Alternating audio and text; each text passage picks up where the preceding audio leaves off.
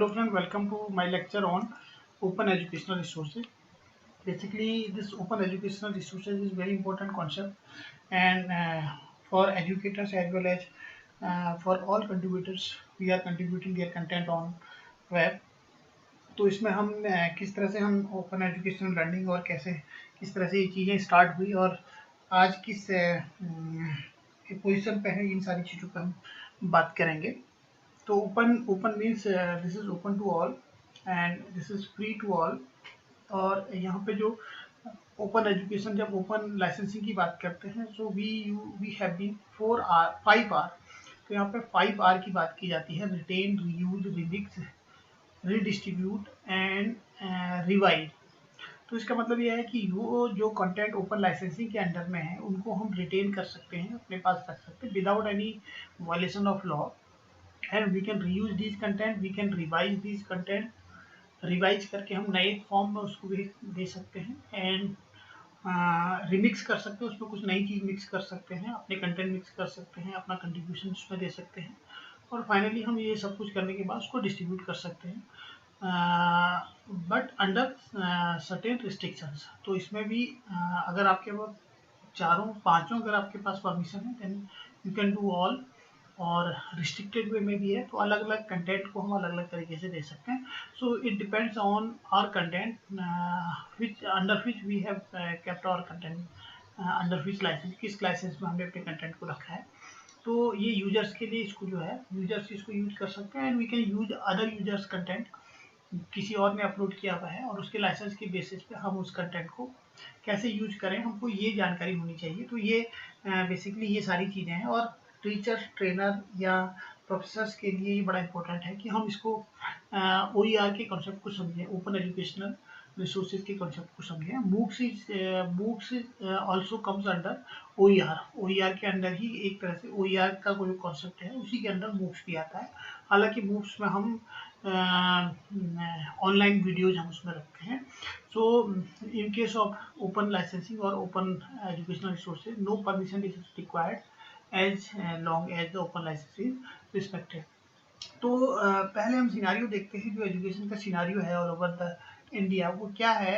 तो किस तरह से हमें हमारा जो ओपन लाइसेंसिंग है ये इम्पोर्टेंट है, इमर्जिंग है, इन चीज़ों पर हम तब आते हैं। इसके बाद तो 2009 तक जो AICTE है, all India survey on higher education 2019 है, उसके अकॉर्डिंग जो अब तक लगभग 993 यूनिवर्सिटीज़ हैं इंडिया में और 39,931 कॉलेजेस हैं और 10,725 लगभग स्टैंड एलोन ट्रेनिंग इंस्टीट्यूट्स हैं और ये नंबर कुछ वेरी भी हो सकते हैं।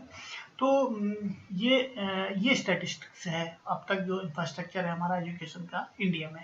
तो इसका मतलब हमारे पास बहुत बड़ा इंफ्रास्ट्रक्चर है और इतना लार्ज पॉपुलेशन है इंडिया की, तो इसके अकॉर्डिंग और ये इंक्रीज होता जा रहा है, नंबर ऑफ यूनिवर्सिटीज हमारी बढ़ती जा रही है। और ये भी देखा गया है कि 2019 तक 37.4 मिलियन जो लर्नर रिकॉर्ड किए गए, और लर्नर तो हर लेवल पे लर्नर है, ये these are the registered learner और अनरजिस्टर्ड या प्राइवेट जो फॉर्म्स हैं जो रजिस्टर करा रही, जो एजुकेशन दे रही हैं, तो वो रजिस्ट्रेशन छोड़ करके जो गवर्नमेंट स्ट्रक्चर में जितने भी रजिस्टर्ड स्टूडेंट हैं उसका नंबर ये है 37.4 मिलियन। तो ये अगर लर्नर का अगर ग्रॉस देखा जाए, जो नॉन रजिस्टर्ड हैं या अदर प्राइवेट फॉर्म्स के अंदर रजिस्टर्ड हैं, तो ये कहीं ज़्यादा होगा। So we have been large amount of the learner as well as large infrastructure of the education. So ये this is according to AICTE, all India survey of higher education. और उसके बाद कुछ फैक्ट और ये भी हैं कि जो लर्नर है हायर एजुकेशन में मेनली वो डिपेंड किस पे करते हैं, लाइब्रेरी पर डिपेंड करते हैं, कॉपी फोटोकॉपी मटेरियल पर डिपेंड करते हैं, टेक्स्ट बुक्स पर या कोर्स, इस तरह से हमारा इन पे ये ज़्यादा डिपेंडेंसी है क्योंकि ऑनलाइन का यूज होने लगा है। पर इंडिया का जो है लार्ज पॉपुलेशन विलेजेस में बहुत ज़्यादा पॉपुलेशन है, अर्बन एरिया में भी है, तो जो एजुकेशनल इंस्टीट्यूशंस हैं वो विलेज एरिया में भी हैं, रिमोट एरिया में भी हैं। तो हम 100% हो सकता है कि सिटीज़ में, अर्बन एरियाज में ऑनलाइन की ओर मूव कर रहे हैं स्टूडेंट, पर रूरल एरिया में ऑनलाइन के बजाय लाइब्रेरीज को प्रेफर करते हैं स्टूडेंट, और फोटोकॉपीज को प्रेफर करते हैं, फोटोकॉपी टेक्स्ट बुक्स को या कोर्स बुक को इनको प्रेफर करते हैं। और ओवरऑल लर्नर जो है in general education about 17 to 27% वो अपना एक्सपेंडिचर, पर्सनल एक्सपेंडिचर जो है वो टेक्स्ट बुक में ज़्यादा इसका जो है इन्वेस्टमेंट रहता है। और मतलब ये अगर हम इसको शहर के या प्रोफेशनल या ट्रेडिशनल स्टूडेंट का देखें तो प्रोफेशनल स्टूडेंट तो 9 to 11% जो है स्पेंड करता है टेक्स्ट बुक्स में, जबकि जो ट्रेडिशनल स्टूडेंट है या जनरल स्टूडेंट है वो 17 to 27% करता है, क्योंकि प्रोफेशनल वाला थोड़ा सा ज़्यादा एक्टिव होता है और वो शहर में ज़्यादा प्रोफेशनल स्टूडेंट्स हैं जहाँ पे ये सारी ऑनलाइन फैसिलिटीज होगा उनको जानकारी रहती है, तो इसलिए उनका परसेंटेज टेक्स्ट बुक में थोड़ा कम होता है। जबकि विलेज एरिया में जो है, रिमोट एरिया में, वहाँ पर टेक्स्ट बुक्स पर ये डिपेंड ज़्यादा रहते हैं। तो ये भी एक थोड़ा सा स्टैटिस्टिक्स है, इसको एग्जैक्ट तो हम नहीं कह सकते, कहीं एक्यूरेट आसपास, लगभग इसके आसपास होगा। तो और दूसरी चीज़ है कि रूरल लर्नर वो जो है ज़्यादा टेक्स्ट बुक्स प्रेफर करता है बजाय अर्बन लर्नर के। और फाइनेंशियल कंस्ट्रेंट्स भी हैं, तो ये भी एक महसूस किया गया कि इकोनॉमिक एक्टिविटीज़ के कारण या फैमिली इंगेजमेंट हैं या फाइनेंशियल कंस्ट्रेंट हैं या किसी और तरह के जो इंगेजमेंट हैं उनके कारण जो ड्रॉप आउट है मेल लर्नर में 54.6 है और फीमेल में 64.2% जो है फीमेल लर्नर वो डिसकंटिन्यू करते हैं उनकी स्टडी, क्योंकि कुछ चीज़ें जो हैं वो ऑब्स्टेकल्स हैं, जैसे टेक्स्ट बुक्स हो सकती है या फाइनेंशियल कंडीशन हो सकती है फैमिली की, जिसके कारण वो कंटिन्यू नहीं कर पाते हैं एजुकेशन को, वो कुछ समय पढ़ने के बाद उसको छोड़ दे रहे हैं। तो ये थोड़ा सा ड्रॉप आउट रेशियो भी है, एक ये भी प्रॉब्लम है जो एग्जिस्टिंग सिस्टम है। तो ये सारी प्रॉब्लम आई, और उसके अलावा कुछ और प्रॉब्लम भी हैं, जैसे कि जनरल एजुकेशन में ये जो है अगर क्यूमुलेटिव देखा जाए तो ऑल ओवर ग्रॉस देखा जाए तो 2 मिलियन रुपीज एनुअली हम टेक्स्ट बुक परचेज करने में हम खर्च कर रहे हैं। ये भी एक बड़ा फिगर है, क्योंकि इंडिविजुअली अगर हम देखें तो अगर हम 1000 या 2000, 3000, 5000 अगर इन्वेस्ट कर रहे हैं बुक्स में या टेक्स्ट बुक्स में, तो इंडिविजुअली लगता नहीं है, हम बियर कर लेते हैं उसको, पर जो पुअर पॉपुलेशन है उसके लिए बड़ा मुश्किल होता है। और अगर ग्रॉस देखें तो हमारा जो है टोटल 2 बिलियन रुपीज़ हम इसमें खर्च कर रहे हैं, लगभग इसमें इतना खर्च कर रहे हैं। मतलब कहने का मतलब ये है कि हम बहुत ह्यूज अमाउंट में इन्वेस्ट कर रहे हैं किसमें, टेक्स्ट बुक्स में और जो एजुकेशनल रिसोर्सेज हैं उसमें। तो एक तरह से देखा गया कि 25% of the expenditure in this category is for text book, केवल टेक्स्ट बुक के लिए है, जबकि बाकी बचा हुआ NSSO के according per day we are spending 3200 rupees per student in general education. They are spending 3200 rupees annually on textbooks, stationery, uniform, transportation और प्राइवेट कोचिंग पे है। कोचिंग में भी हम खर्च कर रहे हैं, ट्रांसपोर्टेशन में भी हम कॉलेज जाना आना उसमें भी खर्च हो रहा है, यूनिफॉर्म में भी हो रहा है, स्टेशनरी में भी हो रहा है, बुक्स में भी हो रहा है। तो अगर हम 37 मिलियन को अगर मल्टीप्लाई करें और 3200 से मल्टीप्लाई करें तो एक बहुत बड़ा फिगर निकल के आता है। तो ये कहता है कि लगभग 2 मिलियन के आसपास जो है इतना फिगर हमारा ये आ रहा है। तो इस तरह से 70% ऑफ द जनरल एजुकेशन हम इसमें खर्च कर रहे हैं। तो इस तरह से हमारा जो है इट कम्स 19,158 लाख रुपीज़ हमारा ये खर्च हो रहा है। तो ये सारी चीज़ें हैं, तो ये ऑब्स्टिकल्स हैं, ये हमारे प्रॉब्लम्स हैं जो हम एग्जिस्टिंग सिस्टम में ये प्रॉब्लम्स थी। पर इंटरनेट जहाँ से इवॉल्व हुआ 2002 में यूनेस्को ने एक टर्म कॉइन किया, ओपन एजुकेशनल रिसोर्सेज। तो जैसे ही ये OER टर्म्स धीरे धीरे आने लगा तो इसने ड्रास्टिक चेंज किया। तो the availability of educational resources changing world wide due to the increasing access of the internet and emergence of the open courseware movement.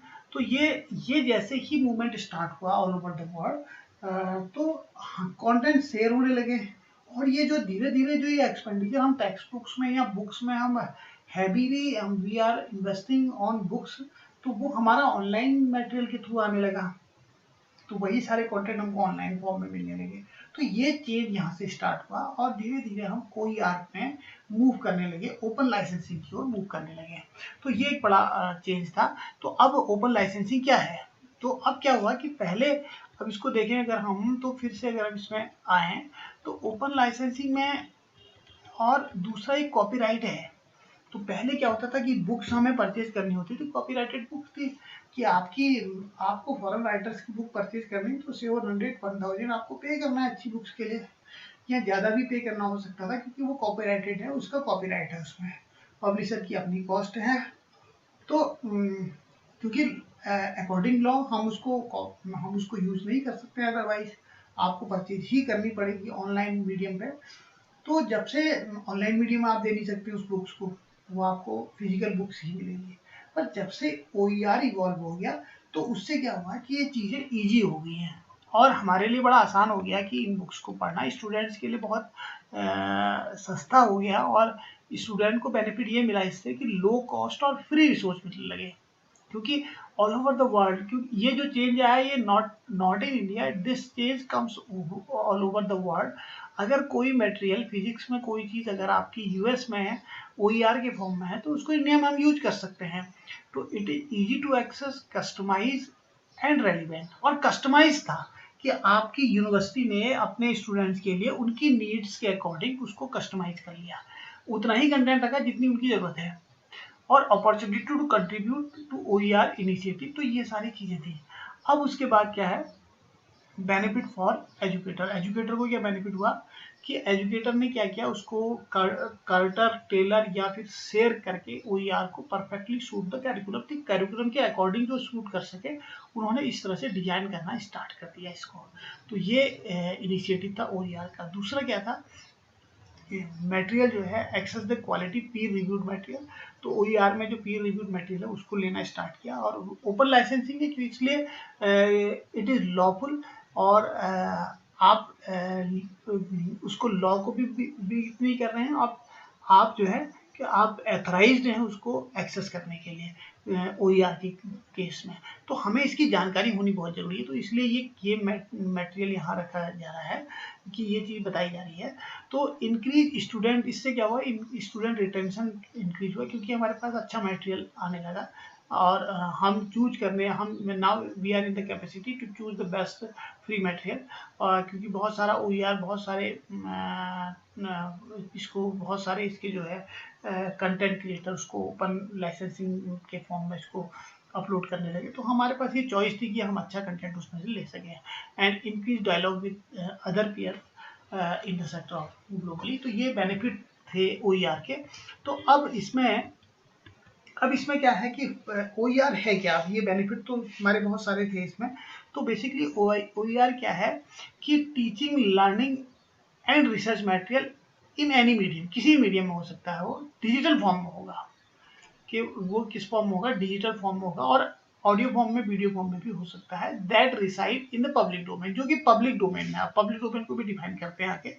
तो ये सारा मटेरियल जो एजुकेशनल लर्निंग टीचिंग मटेरियल है, टीचिंग है तो video lectures हो सकते हैं, रिसर्च मटेरियल हो सकता है, आपके जर्नल्स हो सकते हैं, तो वो पब्लिक डोमेन में है और have been release under open license, जिसका जो रिलीज किस लाइसेंस में हुआ है, ओपन लाइसेंस, मतलब फ्री में वो आप फ्रीली उसको यूज कर सकते हैं। ओपन का मतलब यहाँ पर फ्री है। And that permit no cost access, मतलब आप कोई कॉस्ट नहीं देनी है, उसको आप एक्सेस कर सकते हैं, उसको यूज भी कर सकते हैं, एडप्ट भी कर सकते हैं, और रिडिस्ट्रीब्यूट भी कर सकते हैं। अब आप उसको अपना बना करके उसको रिडिस्ट्रीब्यूट भी कर सकते हैं बाय अदर्स विद नो और लिमिटेड रिस्ट्रिक्शन। अब यहाँ पे नो और लिमिटेड रिस्ट्रिक्शन, अब मैं इस पे आ रहा हूँ आगे इसके बाद, कि हम कौन कौन से रिस्ट्रिक्शन हो सकती है, कौन कौन सी लाइसेंसिंग हो सकती है। इसमें अलग अलग तरह की लाइसेंसिंग है जिसके थ्रू अलग अलग रिस्ट्रिक्शन हैं, तो उसमें हम अभी आगे बात करेंगे। तो अब ये जो है ओपन, और दूसरी इसमें इंपॉर्टेंट चीज है कि these open licensing build with in the existing framework of the intellectual property right. तो ये जो IPR है, इंटेलेक्चुअल प्रॉपर्टी राइट के फ्रेमवर्क पे ही बना हुआ है, और उसके रूल को फॉलो करते हुए ओपन लाइसेंसिंग को हम यहाँ पे बात कर रहे हैं उसकी। तो build with in the existing framework of the intellectual property right, यानी कि इंटेलेक्चुअल प्रॉपर्टी राइट जो IPR राइट्स हैं, IPR के रूल्स को ये फॉलो करते हुए ये हम ओपन लाइसेंसिंग करते हैं, उसके रूल को हम ब्रेक नहीं कर रहे हैं कहीं ना कहीं, तो उस पर कोई चेंज नहीं आ रहा है। So as defined by the relevant international convention as respect to authorship of work. So ये सारी चीज़ें हैं। तो अगेन हम इसमें कह रहे हैं कि these open licensing means retain of the content, to retain the content, to use the content, revise the content, remix content, and finally redistribute the content. So the existing जो हमारे कंटेंट हैं, अगर हमारे पास ओपन लाइसेंसिंग है तो हम उसको retain कर सकते हैं, रीयूज कर सकते हैं, रिवाइज, रिमिक्स और रिडिस्ट्रीब्यूट कर सकते हैं, पर किसी परमिशन की ज़रूरत नहीं है, और जब तक कि हमारे पास ओपन लाइसेंसिंग है। तो अब इसके बाद हम आगे बढ़ते हैं। तो इसमें अब इस हर एक चीज़ को इसमें डिफाइन किया गया है। जैसे रिटेन है, तो रिटेन का मतलब क्या है? टू मेक, मतलब टू राइट टू मेक, मतलब खुद आप बना सकते हैं उसकी कॉपी। एंड जैसे आपके पास कोई बुक है, अगर उसके ओपन लाइसेंसिंग के अंडर में है तो आप उसकी कॉपी क्रिएट बना सकते हैं, और वैसे भी हम बना सकते थे, पहले भी हमारा इस पर एक इशू था कि फोटोकॉपी करना किसी कॉपीराइटेड मटेरियल का, तो वो अगर फेयर यूज है तो उसको हम कर सकते हैं, पहले भी कर सकते थे, पर अब भी कर सकते हैं। पर ओपन लाइसेंसिंग है जिस पर तो हम फ्रीली हम उसको कर सकते हैं, हम दूसरी कॉपी बना करके उसको, यहाँ सपोज हम CD बना रहे हैं तो उसको CD बना करके हम उसको रीडिस्ट्रीब्यूट कर सकते हैं।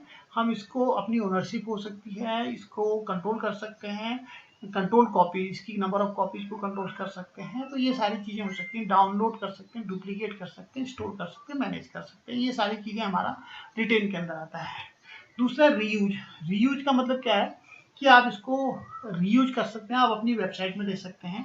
इन ए क्लास में हम इसको जो है बता सकते हैं, इन कंटेंट को, जो कंटेंट ओपन लाइसेंसिंग के अंडर में है उनको हम क्लास में हम बता सकते हैं, उनको स्टडी ग्रुप में हम भेज सकते हैं, वेबसाइट में अपलोड कर सकते हैं, और वीडियो के फॉर्म में उसको ले सकते हैं। So this is the right to use content wide range of way, मतलब बहुत सारे तरीकों से हम उसको कर सकते हैं।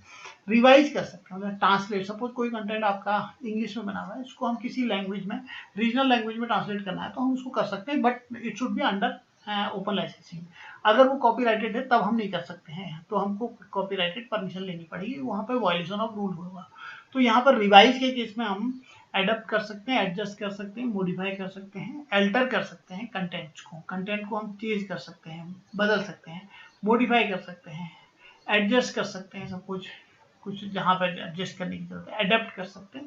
तो ये सारी चीज़ें हैं, और translate content into another language, ये सारी चीज़ें हो सकती है। रिमिक्सिंग कर सकते हैं, जैसे सॉन्ग कोई अगर ओपन लाइसेंसिंग के अंदर है तो उस सॉन्ग में हम अपनी चीज़ मिक्स करके, अपनी लाइन मिक्स करके उसको अपने तरीके से उसको दोबारा से रीलॉन्च कर सकते हैं, क्योंकि हमारे पास डिस्ट्रीब्यूशन का भी अथॉरिटी है इस केस में, ओपन लाइसेंसिंग के केस में। The right to combine original and revise content with other open content to create something new, नया बना करके उसमें दे सकते हैं। तो incorporate the content into the mashup and redistribute, right to share copies of the original content, your revision, your remixes with others, so give a copy of the content to a friend। तो इस तरह से हम ये copy करके friend को हम distribute कर सकते हैं। पर इसमें एक कॉमर्शियली वाला जो रूल है कि हम इसको कॉमर्शियल लेवल पे कर सकते हैं या नहीं कर सकते, उस पर भी हम आ रहे हैं कि हम कैसे उसको हम कॉमर्शियल लेवल पे करेंगे, तो ये भी एक इसमें टर्म्स आता है। तो बेनिफिट में already I have discuss the benefit. तो जनरली क्या होता है, नॉलेज हम कहाँ से लेते हैं? बुक्स से लेते हैं, पीरियडिकल से लेते हैं, ऑडियो वीडियो मीडिया से लेते हैं, ऑनलाइन वेब रिसोर्सेज से लेते हैं, जो टेक्स्ट हो सकता है, ऑडियो हो सकता है, वीडियो हो सकता है, ग्राफिक्स हो सकता है, एनिमेशन हो सकता है। पर अगर ये कॉपीराइटेड है तब हम इस कंडीशन में इनको यूज नहीं कर सकते हैं। हम इनको यूज तो कर सकते हैं, उसको हम पब्लिक वेलफेयर में दे तो सकते हैं, पर हम उसको अपना कंटेंट बना करके नहीं रिडिस्ट्रीब्यूट कर सकते हैं। तो ये कंडीशन है इसमें। तो अब हम आगे बढ़ते हैं इसमें, how OER can be incorporated into teaching. तो टीचिंग में क्या, कैसे हम इसको इनकॉर्पोरेट करेंगे? तो ये एक चीज़ इसमें आती है। तो incorporate learning activity into class material, class material में उसको मिक्स कर सकते हैं, अपने नोट्स के अंदर उसको दे सकते हैं, जो जिसके राइट्स हमारे पास पूरे हैं। रीयूज कर सकते हैं, reuse digital assets in learning material, और adapt open text books in course reading, adapt modules in course structure, modules को हम कोर्स स्ट्रक्चर में हम ले सकते हैं। Involve student to develop OER text books, तो ये स्टूडेंट को भी डेवलप किया जा सकता है। और जो OER इनिशिएटिव इंडिया में है उसमें NPTEL है, स्वयं है, ये सारे OER को फॉलो कर रहे हैं। एकलव्य प्रोग्राम है, E-ग्रिड है, ज्ञान कोश है, साक्षर है, PG पाठशाला है, national repository for open educational resources NROER है, CEC है, कंसोर्टियम ऑफ एजुकेशनल कम्युनिकेशंस है, नेशनल साइंस डिजिटल लाइब्रेरी है, NSDL, एग्रोपीडिया है। तो ये NPTEL ये सारी चीज़ें स्वयं है। तो ये स्वयं MHRD का एक बहुत बड़ा प्लेटफॉर्म है जहाँ पे हम MOOCs प्रोवाइड करते हैं। NPTEL है, MOOCs प्रोवाइड करता है। तो जो MOOCs कंटेंट भी है ये भी कहीं ना कहीं ओपन लाइसेंसिंग के अंडर में आएंगे। तो ये इसलिए ये सारे OER के इनिशिएटिव हैं जो OER के अंदर आते हैं। अब आगे बढ़ते हैं। इसमें जो टर्म आता है कॉपीराइट एंड लाइसेंसिंग। तो मैंने जो अभी बात की थी कि कॉपीराइटेड मीन्स सब, ये जो टर्म है कॉपीराइटेड, इसमें कोई चेंज नहीं है, जो पहले था वही है। Copyright, Indian copyright and US copyright act, दोनों के अलग अलग एक्ट हैं। पेटेंट एक्ट अलग अलग है दोनों का। अगर आप कोई डिवाइस बना रहे हैं तो उस कंडीशन में आप पेटेंट लेंगे। अगर आप कोई बुक पब्लिश कर रहे हैं, कोई सॉफ्टवेयर बना रहे हैं तो उसका आपको कॉपीराइट मिलेगा।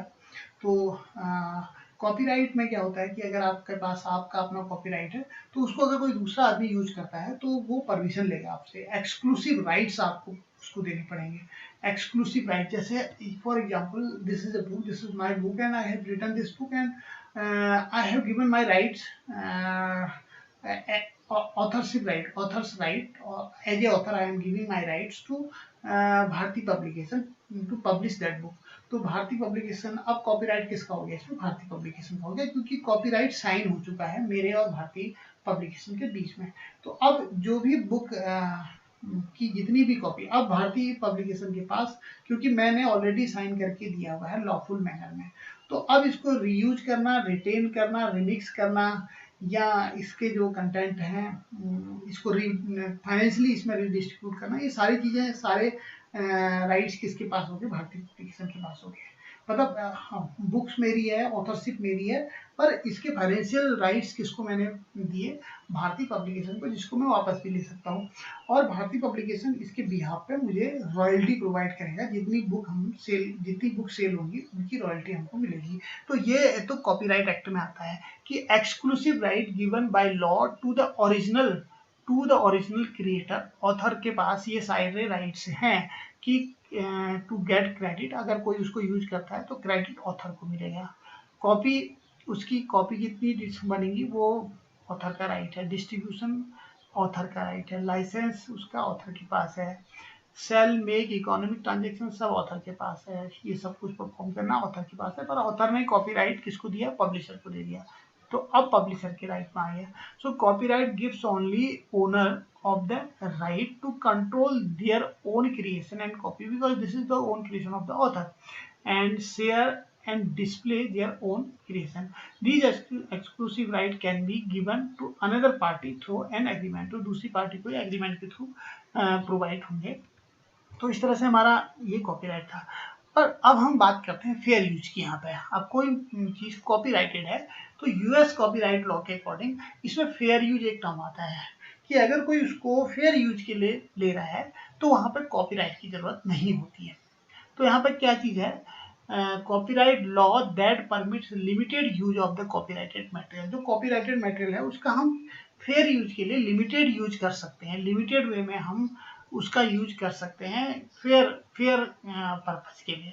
तो without having first acquire permission from the copyright holder.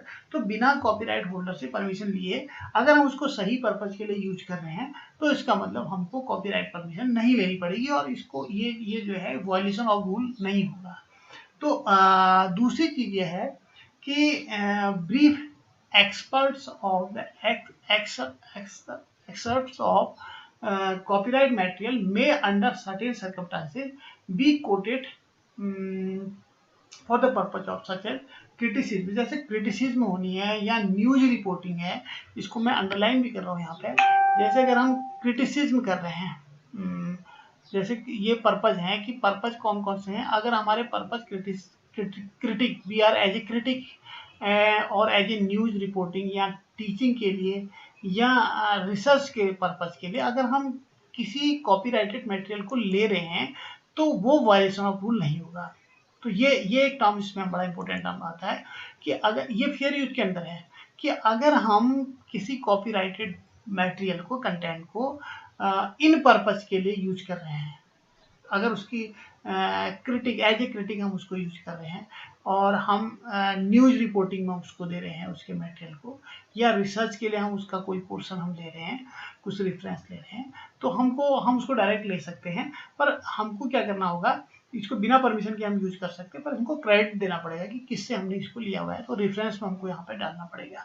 So we need for the permission without the need for the permission from the payment to copyright holder. तो बिना उसको कॉपीराइट होल्डर को की परमिशन के हम उसको डायरेक्ट यहाँ पे बिना पेमेंट के हम उसको डायरेक्ट यूज कर सकते हैं। पर पर्पज क्या होना चाहिए, फेयर यूज होना चाहिए। तो ये अकॉर्डिंग यूएस कॉपीराइट लॉ है। तो इंडिया में भी ये सारी चीज़ें हैं। तो जैसे बुक्स की कभी कभी फोटोकॉपी में एक कहीं पे दिल्ली यूनिवर्सिटी में जो है कि बास में बुक सेलर्स जो हैं ओरिजिनल बुक्स की कॉपी करके उसको सेल करते थे। तो वो केस कोर्ट में गया, तो केस में उसको जो है फेयर यूज मान करके उसमें परमिशन लेना जरूरी नहीं बताया। तो उसमें ये था कि आप उसको अगर फेयर यूज में है, पब्लिक वेलफेयर के लिए यूज कर रहे हैं, तो उसमें परमिशन लेने की जरूरत नहीं है। पर अगर आप कॉमर्शियली उसको यूज कर रहे हैं तो उस कंडीशन में फिर आपको पेनल्टी देनी पड़ेगी, क्योंकि आप वहाँ पे कॉपीराइट लॉ का वायलेशन कर रहे हैं। तो ये चीज़ें इसमें हैं, ये रूल्स हैं। अंडर रूल लॉ हम इसको रिस्ट्रिक्टेड यूज कर सकते हैं। अब दूसरा पब्लिक डोमेन, एक दूसरी चीज आती है पब्लिक डोमेन। तो एक टाइम होता है कि इतने टाइम तक आपका कॉपीराइट आपका रहेगा और इतने टाइम के बाद ऑटोमेटिकली एक्सपायर हो जाएगा। मतलब जैसे पेटेंट का है कि अगर 10 साल हो गए तो आपका पेटेंट जो है फिर वो आपका पेटेंट नहीं रहेगा, फिर वो पब्लिक प्रॉपर्टी होगी, फिर उसको कोई भी यूज कर सकता है। तो इस तरह से कुछ टाइमिंग है उसमें जो अभी कुछ चेंज हुआ है, और हो सकता है इसको गूगल करना पड़ेगा कि कितना टाइम के लिए कॉपीराइट है और कितने टाइम के बाद एक्सपायर होता है पेटेंट। तो एक तो चीज ये कि अगर आपका टाइम एक्सपायर हो गया तो ये ऑटोमेटिकली पब्लिक डोमेन में आ जाएगा। तो यहाँ पे दिया हुआ है कि तीसरा पॉइंट है, work that have entered public domain because copyright on them has expired। तो कॉपीराइट उसमें जो है उसका जो कॉपीराइट टाइम है वो एक्सपायर हो गया, तो वो पब्लिक डोमेन में ऑटोमेटिकली आ गया। दूसरी चीज क्या है कि अगर work that are automatically enter in public domain upon the creation and are not copyrightable। Suppose अगर किसी क्रिएटर ने कोई चीज बनाई, कुछ लिखा, तो वो ऑटोमेटिकली पब्लिक डोमेन में आ गया, तो फिर वो कॉपीराइटेड नहीं है, फिर हम उसको कॉपीराइटेड नहीं मानेंगे। तो एक दूसरी कंडीशन ये है। और तीसरा जो है, ये बीच वाला सेंटेंस इसमें है कि work that has been assigned to public domain by their creator. अगर क्रिएटर ने खुद ही उसको पब्लिक डोमेन में डाल दिया है, एक तो है कि ऑटोमेटिकली वो पब्लिक डोमेन में आ गया, एक यह है कि क्रिएटर ने बनाया और पब्लिक डोमेन में डाल दिया उसको सब कुछ देखने के लिए, तो फिर उसमें कॉपीराइट का कोई इश्यू नहीं बनता है। तो ये सारी चीजें पब्लिक डोमेन की बात करते हैं। तो public domain is a state being available to the public and not subject to copyright। So there are three main categories, में तीन मेन कैटेगरी है। तो अगर वो पब्लिक डोमेन में है एंड नॉट सब्जेक्ट टू, तो ये इसका मतलब वो कॉपीराइट लॉ के अंडर में नहीं आएगा, तो वो सब्जेक्ट टू कॉपीराइट उसके अंडर में नहीं होगा। तो ये सारी चीजें हैं जो कॉपीराइट से रिलेटेड हैं। कि आपका हमने फेयर यूज की बात भी की, अगर हम फेयर यूज के लिए हम ले रहे हैं कोई चीज, तो हम उसमें कॉपीराइट वायलेशन नहीं करते हैं उस कंडीशन में। अगर हम कॉपीराइटेड मटेरियल भी ले रहे हैं तो कॉपीराइट वायलेशन नहीं होगा। और अगर वो ऑटोमेटिकली पब्लिक डोमेन में आ रहा है या टाइम एक्सपायर होने के बाद पब्लिक डोमेन पे आ रहा है या फिर क्रिएटर ने खुद ही पब्लिक डोमेन में डाल दिया है, तो तब भी जो है हम उसको डायरेक्ट यूज कर सकते हैं और वहां पर कोई कॉपीराइट लॉ का वायलेशन नहीं होगा। और इसके अलावा जो तीसरी कंडीशन ये है कि अगर हमारे कंटेंट ओपन लाइसेंसिंग में है तो वो कंटेंट हम उनको डायरेक्ट यूज कर सकते हैं, वहां पे भी कॉपीराइट वायलेशन नहीं होगा। तो वहां पे हम जो है हम उसके हमारे पास राइट्स हैं, उसको यूज कर सकते हैं क्योंकि वो ओपन लाइसेंसिंग में है। तो अब यहाँ पे कहते हैं कि consider the licensing, copyright law allow licensing of the work. अगर कॉपीराइट है, कॉपीराइटेड कोई मटेरियल है, तो वो लाइसेंसिंग के अंडर में आता है, allow licensing of the work. And licensing enable other to use copyrighted work in a lawful. अगर लाइसेंसिंग है तो इसका मतलब आपको यूज करना है तो आप उसको लॉफुल मैनर में यूज करिए, डायरेक्ट यूज नहीं कर सकते हैं। Licensing can be for economic consideration to free. तो और licensing can be for economic consideration to free. और उसके बाद क्या कहता है, it is eases the process of greater use and distribution of the work. तो ये इस तरह से इजी करता है ग्रेटर यूज और डिस्ट्रीब्यूशन ऑफ वर्क के लिए। तो अब यहाँ पे लाइसेंस ओपन लाइसेंसिंग की बात करते हैं। तो कितने तरह की ओपन लाइसेंसिंग होती है? तो ये हमारे पास 6 डिफरेंट टाइप की ओपन लाइसेंसिंग है। तो जो हमने कंटेंट बनाए हैं, suppose we are the creator of the content, so we are having these 6 type of open licensing. तो इन 6 ओपन लाइसेंसिंग को हम यूज कर सकते हैं। Suppose we are the creator, तो ये ऑनलाइन हमारे कंटेंट में ये सारी लाइसेंसिंग रहेंगी। अब इनको समझना है हमको। तो यहाँ पे पहला एक टर्म आता है एट्रीब्यूशन, दूसरा टर्म आता है शेयर अलाइक। अगर ऐसे है तो ऐसे के को का फुल फॉर्म होता है यहाँ पे share alike, NC non commercial and anti non derivative, ये हम टर्म्स हैं। एट्रीब्यूशन एक ये टर्म है, तो इनको हम अलग अलग समझते हैं पहले। तो ये इनके डिफरेंट लोगोज हैं, तो इस पे हम बात करते हैं। तो एट्रीब्यूशन सबसे पहले तो बात करते हैं एट्रीब्यूशन के लिए। तो यहाँ पे क्या होगा कि जब भी हम किसी कंटेंट को हम यूज कर रहे हैं, तो हमें क्या करना है, उस कंटेंट को यूज करने के बाद हम उसको यूज तो कर सकते हैं, और अगर ओपन लाइसेंसिंग के अंडर में है, वो ओपन लाइसेंसिंग में बाई यहाँ पे दिया हुआ है, बाई सब में है CC by. CC mean creative common, by means attribution. तो क्रिएटिव कॉमन बाई सब के अंदर होगा। जो 6 कैटेगरी है, बाई सारी कैटेगरी में होगा। तो इसका मतलब ये है कि अगर किसी भी ओपन लाइसेंसिंग के अंडर में कोई भी कंटेंट है, तो उस कंटेंट को हम यूज कर सकते हैं, तो हमारे पास पूरे राइट हैं। पर हमको करना क्या है कि उस कंटेंट को जिस जहां से हमने उस कंटेंट को लिया हुआ है उसको क्रेडिट देना है।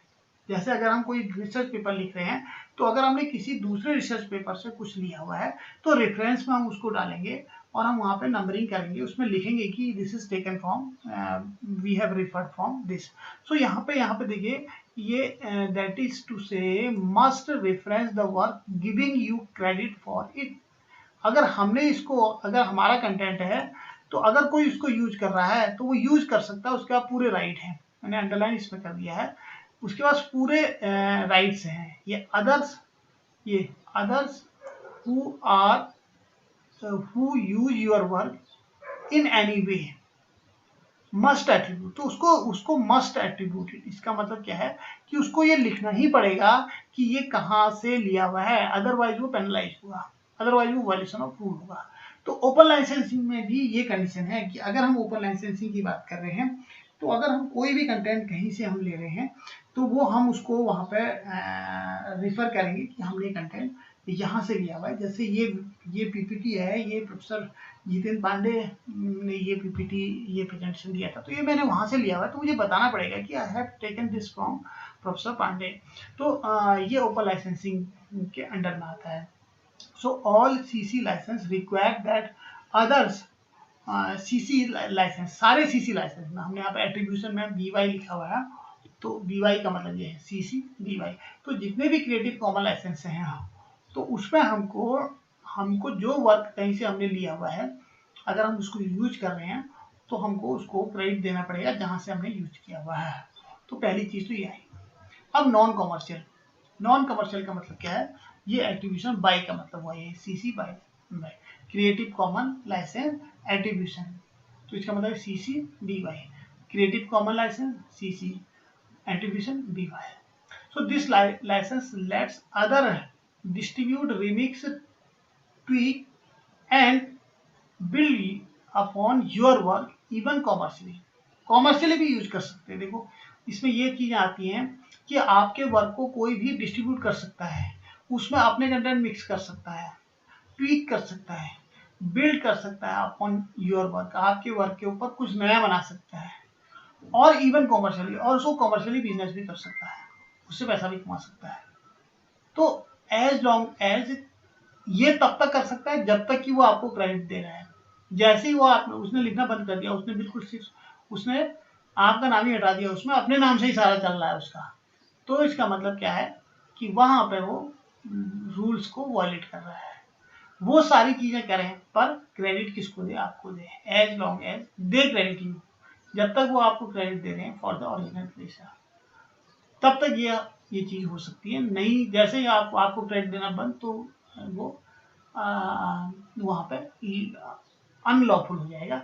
सो this is most accommodating of the license offer. सबसे ज़्यादा एकोमोडेटिंग लाइसेंस है क्योंकि इसमें सारी चीज़ें दे रहे हैं हम, नॉन कॉमर्शियल भी हम दे रहे हैं, कॉमर्शियली भी हम उसको अलाउ कर रहे हैं। So it is recommended for the maximum dissemination, सब मैक्सिमम राइट्स हमने इसमें दे दिए, and use license material and use of license material, तो मैक्सिमम लाइसेंस दे रहे हैं, तो CC/BY है, CC/BY है, ये एक साइन बना हुआ है इस तरह से, तो ये इसका लोगो है। अब आते हैं हम दूसरा नॉन कॉमर्शियल कैटेगरी है। अब नॉन कॉमर्शियल कैटेगरी में क्या होगा कि हम ये सारे राइट्स तो देंगे, आप अपने वर्क को मॉडिफाई करने का भी राइट देंगे, पर उसको नॉन कॉमर्शियली, आप कॉमर्शियल राइट नहीं देंगे अदर देन कॉमर्शियली, तो इसको कॉमर्शियल राइट, नॉन कॉमर्शियल मतलब ये सारे सब कुछ होगा, पर commercial right you will not give any commercial right to others. Commercial right तो आपके पास ही नहीं, अगर कोई उसमें कमा रहा है, पैसा ले रहा है, तो वो पैसा वो नहीं ले सकता है, वो तो आपको ही मिलेगा, कॉमर्शियल राइट आपके होंगे। तो इसको NC इसमें और ऐड हो गया, तो हम यहाँ पे क्या देख रहे हैं, CC/BY और NC, इसमें हम आते हैं CC/BY NC, ये लाइसेंस है CC/BY NC non commercial. This license lets other, दूसरों को रिमिक्स करने का, ट्वीक करने का, बिल्ड अपॉन योर वर्क, आपके वर्क के ऊपर कुछ नया बनाने का, नॉन कॉमर्शियली, पर कॉमर्शियल राइट नहीं है। And although their new work must also acknowledge you, हालांकि उनका जो नया वर्क है आपको एक्नॉलेज करेगा, एंड बी नॉन कॉमर्शियल, पर नॉन कॉमर्शियल रहेगा। They don't have to license their derivative work and same terms, तो ये सारी चीजें इसमें आती हैं, तो ये नॉन लाइसेंस के केस में होगा। अब हम कहते हैं नॉन डेरिवेटिव ND, इसमें क्या होगा कि नॉन डेरिवेटिव में क्या होगा कि आपके वर्क को कॉपी कर सकता है, डिस्ट्रीब्यूट कर सकता है, डिस्प्ले कर सकता है, परफॉर्म कर सकता है, ओनली ओरिजिनल कॉपीज, मतलब आपके ओरिजिनल वर्क को ही कॉपी कर सकता है, डिस्ट्रीब्यूट कर सकता है, डिस्प्ले कर सकता है, पर उसको जो है यूज, उसको मॉडिफाई नहीं कर सकता। देखिए यहाँ पे मॉडिफिकेशन नहीं है, मॉडिफिकेशन नॉन कॉमर्शियल में तो मॉडिफिकेशन है, ऊपर भी मॉडिफिकेशन है, गिफ्ट राइट यहाँ पे कर सकता है, यहाँ सारी चीजें हो सकती हैं, पर ये जो है ND के केस में, नॉन डेरिवेटिव के केस में, उसको जो है वो इसकी कॉपी तो बनाएगा, पर ओरिजिनल की कॉपी बनाएगा, अपना चेंज नहीं करेगा इसमें। अगर आपने ये ND इसमें रखा है, अगर अपने कंटेंट में आप ND भी रखते हैं, तो यहाँ पे आप इसको देख सकते हैं ND, अगर आपने ND इसमें BY/ND लिखा हुआ है, तो अब आपका नॉन डेरिवेटिव, मतलब आपकी कॉपी में कोई छेड़छाड़ नहीं कर सकता है। दिस लाइसेंस अलाउ रिडिस्ट्रीब्यूशन तो कर सकते हैं आप, पर ओरिजिनल कंटेंट को, कॉमर्शियल एंड नॉन कॉमर्शियल दोनों हो सकता है, कॉमर्शियली भी उसको हम डिस्ट्रीब्यूट कर सकते हैं, रिडिस्ट्रीब्यूट कर सकते हैं, non commercial, as long as it is passed along unchanged, जब तक वो जो है अनचेंज है, in whole and with credit to you, आपको क्रेडिट मिल रहा है, BY का मतलब आपको क्रेडिट मिल रहा है, पर आप जो है उसमें ओरिजिनल कॉपी में आप उसमें कोई छेड़छाड़ नहीं कर रहे हैं, तो ये इसके बेनिफिट्स हैं। और फिर इसमें लास्ट में आता है शेयर अलाइक, ये भी बड़ा इंपॉर्टेंट है। शेयर अलाइक में क्या है कि यू लेट अदर, दूसरों को आप अलाउ कर रहे हैं कॉपी करने को, डिस्ट्रीब्यूट करने को, डिस्प्ले करने को, परफॉर्म करने को, और मॉडिफाई योर वर्क है, तो यहाँ पे आप मॉडिफाई करने के अलाउ कर दे रहे हैं, इसमें आप अलाउ कर रहे हैं modify work on the same term, तो यहाँ पे जो है शेयर अलाइक में आप ये सारी चीजें कर रहे हैं, मॉडिफाई करने के राइट्स आप यहाँ पे दे रहे हैं इसमें। तो ये शेयर अलाइक को हम इसको यहाँ इस तरह से भी समझ सकते हैं कि इसमें शेयर अलाइक ये है CC/BY ऐसे शेयर अलाइक है, तो this license lets other remix करने का अथॉरिटी है, ट्वीक करने की अथॉरिटी है, build upon your work, even commercial purpose, तो आपके जो वर्क है उसमें जो है बिल्ड करके और कॉमर्शियल पर्पज के पे भी दे सकते हैं, as long as they credit you, जब तक ये आपको क्रेडिट कर रहे हैं, and license their new creation under the identical terms, तो आपके वर्क पे वो जो है लाइसेंस भी ले सकता है, open compare to the copy lab free and open source software license, जैसे ओपन सोर्स सॉफ्टवेयर लाइसेंस है, जैसे यूनिक्स में होता है कि यूनिक्स जो है, यूनिक्स के बहुत सारे यूनिक्स इसको यूनिक्स है, ऐसी लाइनेक्स में है, मैंड्रिक की लाइनेक्स है, रेड हैट लाइनेक्स है, तो रेड हैट ने उसको चेंज किया और उसमें जो है रेड हैट लाइनेक्स होगी और अपने लाइसेंस ले लिया रेड हैट लाइनेक्स। मैंड्रिक ने चेंज किया, मैंड्रिक लाइनेक्स होगी। तो इस तरह से अलग अलग, स्को ने चेंज किया, स्को के अकॉर्डिंग आ गया।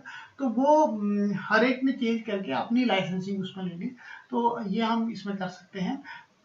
All new work based on yours will carry the same license, उनको सेम लाइसेंस मिलेगा। कह रहा है कि all new work based on your, जो आपके वर्क पर बेस्ड हैं, विल कैरी सेम लाइसेंस, वो सारे सेम लाइसेंस, शेयर अलाइक, मतलब शेयर अलाइक का मतलब क्या है कि सेम लाइसेंस उनको मिलेगा। So any derivatives will also allow commercial use, और वो कमर्शियल यूज के लिए अलाउ होगा। This is the license use by the Wikipedia. तो ये विकीपीडिया कहीं नहीं इस तरह का लाइसेंस उसमें प्रोवाइड करता है। तो ये इस तरह से आता है। अगर हम सीसी, एनसी और ऐसे दोनों हो सकते हैं, नॉन कमर्शियल एंड ऐसे हो सकते हैं, नॉन कमर्शियल और एनडी हो सकते हैं, एनसी नॉन कमर्शियल स्टैंडर्ड में हो सकता है और एनडी नॉन डेरिवेटिव हो सकता है। तो ये सारे इसमें बेनिफिट्स हैं। तो ये बेसिकली क्या होता है कि जब सपोज आपने कोई बुक पब्लिश की है, हो सकता है कि हमारी बुक में बहुत सारे कंटेंट हम कॉपीड हों, हमने कंपाइल की है बुक्स, हमने बहुत सारे सोर्सेज से बुक में हमारे पास मैटर्स हैं, तो हम इस तरह से अपनी बुक, खुद की बुक लॉन्च कर सकते हैं कि बहुत सारा फैक्ट जो हैं वो हमने कहीं और से कॉपी किए हुए हैं, पर वो कॉपी हमको किस तरह से करने पड़ेंगे कि हम उस मटेरियल को कॉपी कहाँ से करेंगे, उन सोर्सेज से करेंगे जो सोर्सेज ओपन लाइसेंसिंग के अंडर में आते हैं। तो हमको इन सारे टर्म्स को समझना पड़ेगा कि पहले हमें ये समझना पड़ेगा कि हम यहीं से केवल जिनके पास, जिन बुक ऑथर्स के लाइसेंसिंग, जिनके licensing open licensing in terms के अंदर में है, तो उनसे, सपोज इसमें कॉमर्शियल लाइसेंस है, हम इसको ले रहे हैं, इसके अंदर से सपोज किसी ऑथर ने एक बुक लिखी, उसके पास ये लाइसेंस है, CC by creative common attribution उसके पास है, तो हमारे पास पूरे राइट है कि उसके सारे कंटेंट को हम उठा करके अपने बुक में ऐड कर सकते हैं और उसमें हम अपडेट कर सकते हैं, अपने कंटेंट के साथ रिमिक्स करके हम नई बुक हम वहाँ पर निकाल सकते हैं और उसका कॉपीराइट फिर हमारा हो सकता है, या हम ओपन लाइसेंसिंग के थ्रू के अंडर उसको निकाल सकते हैं। और सपोज आपकी बुक में सारे कंटेंट ओरिजिनल आपके अपने कंटेंट हैं, तो बेटर है कि आप कॉपीराइट के लिए जाएंगे। और अगर आप चाहते हैं कि आपकी पॉपुलैरिटी बढ़े, आपके कंटेंट की पॉपुलैरिटी, बेनिफिट क्या है OER का, मैं उस पर बात कर रहा हूँ कि आपका content, you want that your content should be more popular, वो ज़्यादा से ज़्यादा लोगों पे पास जाए। अगर फ्री होगा, फ्री और ओपन होगा तो वो सबके पास जाएगा, पेड होगा तो बहुत कम लोग उसको यूज करेंगे। तो आप चाह रहे हैं कि उसको मैक्सिमम उसका यूज बढ़े, तो आप उसको फ्री कर रहे हैं। तो फ्री के केस में क्या होगा कि ओपन है, हर कोई उसको रीड कर सकता है, और आपका बेनिफिट क्या है कि आपकी पॉपुलैरिटी इंक्रीज होगी उससे, और हो सकता है आगे आप उसमें फाइनेंस मिले आपको। तो इस तरह से ये लाइसेंस होते हैं ओपन OER के अंडर में। तो जनरली हम लोग बुक्स पब्लिश करते हैं तो हमको ये आइडिया नहीं रहता है कि हम जो मटेरियल हम ले रहे हैं वो कहाँ से लें, और तो हमको, अगर हम ओपन लाइसेंसिंग कंटेंट अगर हम कॉपी करते हैं, अपने कंटेंट के साथ मिक्स करते हैं बुक्स के साथ, तो वहाँ पर कॉपीराइट वायलेशन नहीं है, किसी तरह का वायलेशन नहीं है। अदरवाइज ये बड़े सीरियस इश्यूज होते हैं कि हम कॉपीराइट वायलेशन करते हैं और उसके बाद में हम पेनलाइज होते हैं इन सारी चीज़ों में। और इसमें जो है मैं आगे अगले लेक्चर में आगे डिस्कस करूँगा कि किस तरह से हम जो है ओपन लाइसेंसिंग के सॉफ्टवेयर्स को हम, या उन सारी साइट्स को हम कैसे सर्च करेंगे जो अंडर ओपन लाइसेंसिंग है। तो इसमें हम कुछ स्मॉलर चेंजेस होते हैं जो ब्राउजर लेवल पर हमको करने होते हैं, जिसके थ्रू हम ओपन लाइसेंसिंग कर सकते हैं, ओपन कंटेंट को हम एक्सेस कर सकते हैं। और ओपन लाइसेंसिंग के जो कंटेंट हैं वो हमारे सर्च में वो सारे कंटेंट आते हैं, और कौन कौन सी रिपोजिटरी हैं जो ओपन लाइसेंसिंग प्रोवाइड करती है, तो इस पर भी हम बात करेंगे। तो एज ए ट्यूटर या एज ए इंस्ट्रक्टर या एज ए क्रिएटर एक प्रोफेसर का बड़ा इंपॉर्टेंट रोल होता है। तो basically this lecture is really helpful for the instructor और ऑथर जो कंटेंट अपलोड कर रहे हैं, डिलीवर करते हैं, तो उनके लिए ये बड़ा इम्पोर्टेंट चीज़ आती है। तो इस तरह से लगातार नई नई चीज़ें आती जा रही हैं, तो ये नई नॉलेज हमको, उससे हमें अवेयर रहेंगे तो हमको will be benefited by this the new technology as well as the new things and new rules. So thank you guys, thank you very much for listening this video lecture. I hope you understand all the terms, and I hope you also enjoyed this lecture. So thank you guys, thank you very much.